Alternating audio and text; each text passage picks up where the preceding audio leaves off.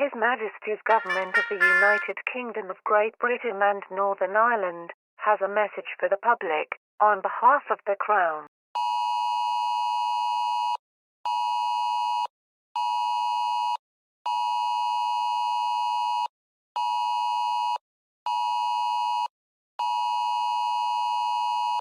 Please stand by and make sure your device is audible.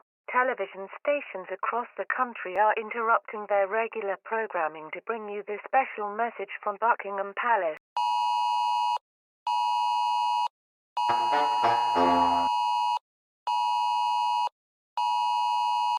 We are making an important announcement, broadcast to viewers from around the world and across the UK. Buckingham Palace has just announced the death of His Majesty King Charles III. In a statement, the palace said, the King succumbed peacefully to his illness at Buckingham Palace this afternoon. The King and Queen Consort were by His Majesty's side. BBC Television is broadcasting this special program, reporting the death of His Majesty King Charles.